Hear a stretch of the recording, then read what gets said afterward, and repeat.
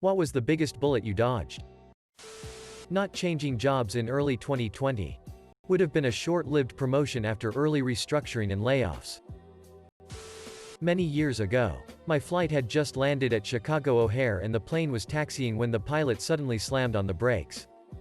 People were literally thrown forward against the seat in front of them. A few seconds later, another plane, taking off I think, went screaming by right in front of us. No explanation was given, though our imaginations provided a lot of gory details. As a kid, after running errands in town with my mom, I was climbing into the backseat of our family station wagon. A semi-truck hit a power line pole down the street, causing the still live wire to fall, bounce off the roof of the car and hang across the open door just a foot or two above my legs. Raised Catholic, I wondered for a while after if I had actually died that day and that the rest of what I thought was my life was my purgatory. Around 30,000 pounds. I was driving with my wife in town one snowy evening and we had pulled up to a stoplight. I happened to glance up at the rear view mirror and saw a city bus heading towards us. And rotating sideways, I hit the gas and pulled ahead into the intersection and left into the turning lane. And less than a second later, the bus went sliding through right where our car was. It came to a stop on the other side of the intersection and fortunately didn't hit anything, but 1 second or 2 feet difference and we would have had some nice spinal injuries. A few years ago I had pneumonia, but my whole family insisted that it was just post-nasal drip, which runs in the family. After a week or two I woke up in the middle of the night when I couldn't feel my arm. After I got to the the doctor said that it was the worst he'd ever seen and he was surprised I wasn't dead. I had 3 pounds of mucus cut out of my lungs and another 2 weeks in the hospital siphoning out the rest. For 3 months afterwards I could barely walk half a mile without starting to pass out and I still can't run for more than 200 to 300 yards without collapsing. A friend had lost his job under suspicious circumstances. A few weeks later he asked me to take him to the bank. As I got near to pick him up I caught a train. He called to say never mind, he would get someone else. A few days later a friend sent out a message to a large number of our friends. This guy lost his job and was running a check cashing con. Can you cash this check for me? I'll pay you $50 if you do. The check is $500. He has no backing funds. You eat the whole amount. He did this to several friends in a few days to amass a few grand and was about to skip town when the cops got him. I can answer this in a literal way. When I was a child, I was playing video games with my little brother. Well, he found our dad's gun and fired it. No one was hurt but it scared the shit out of me. After I had a stroke, I was in a coma and it didn't look like I'd wake up. The DRS asked my wife if they should let me go. I only exist because she said no. I didn't dodge a bullet so much as my wife blocked it for me. Edit. I didn't think this would be this popular. I'm posting a video my wife made of the first year of recovery if anyone's interested. Warning. It's long. Drive. Google.com file D1 DVCWL 6 IJI _ Z9 AJJ OG PIA JDKXR9N view. My newborn needed to be rushed to a super high-level NICU to be put into a state of induced hypothermia, because he only had hours before he would suffer permanent brain damage. I live in a small town in the middle of nowhere. The small town next door just barely upgraded their hospital to have that hypothermia suite. One of only a few in Texas. He's doing great.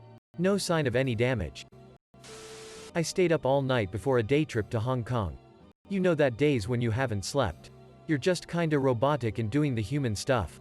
Nearly zero awareness of anything. Well, I went to cross a street and my friend behind me snatched my shoulder and yanked me backwards just in time to feel the whoosh of a double-decker bus breezing past us. I just looked at him like, oh, thanks man. And it took a whole extra minute for my brain to process I would be fucking dead had he not grabbed me. I survived a rocket attack that landed about 10 meters from me. Very close to where we were standing. We were so close to the launch site that the warning alarm came after the rocket had already impacted. Thankfully, we were able to dive under a vehicle for some shelter and the 3 of us made it through unscathed.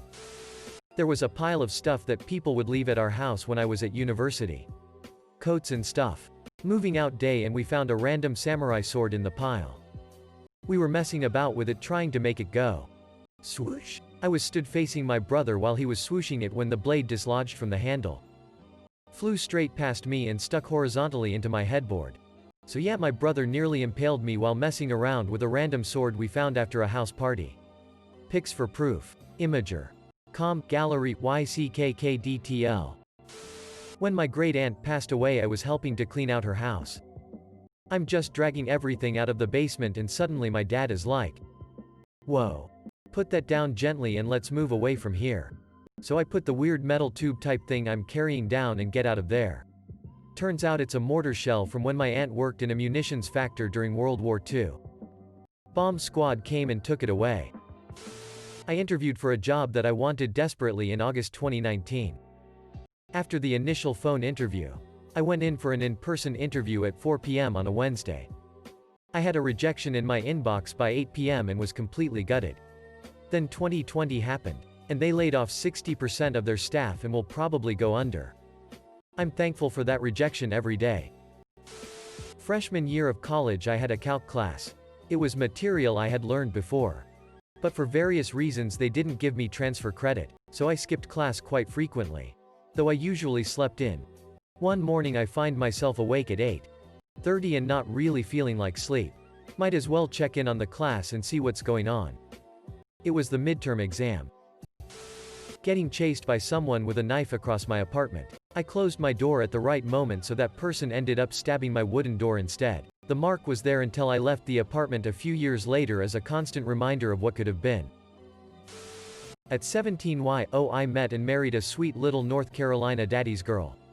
Had I not, I would have still been hanging with my friends that just discovered heroin. Of the 3 friends, 2 are dead and 1 did 10 years in prison. When I was in middle school, I wanted to buy a fedora, but none could fit my head. Almost proposed to a girl who had been cheating on me with a pile of shit that called himself my best friend. This was years ago. And I'm getting married at the end of the month to the love of my life. Life has a way of working itself out. A literal police car. The police were chasing someone and I was crossing the road and my dumbass was walking slowly and the police car nearly grazed me. Look both ways and take off your headphones when you cross the road, kids. I had a cardiac arrest about 4 years ago. Dropped dead-ish. In the middle of my shift. Found out after I woke up about a week later that A. The manager who saw me fall was a former lifeguard and knew proper CPR. B. An ambulance happened to be passing about 2 blocks away. C. Probably the best cardio unit in my state was a 10-minute ambulance ride from where it all happened. Walked out of the hospital about 2 weeks later. Full recovery. 7. 92 Mauser rifle bullet. When I was 15-ish, I was very depressed and got very drunk. Found my great-grandfather's World War I captured German rifle. Found some bullets from that time. Loaded it. And put the rifle in my mouth and pulled the trigger. Thankfully the bullet was not loaded properly, was a dud for being 90 years old at the time. And did not fire.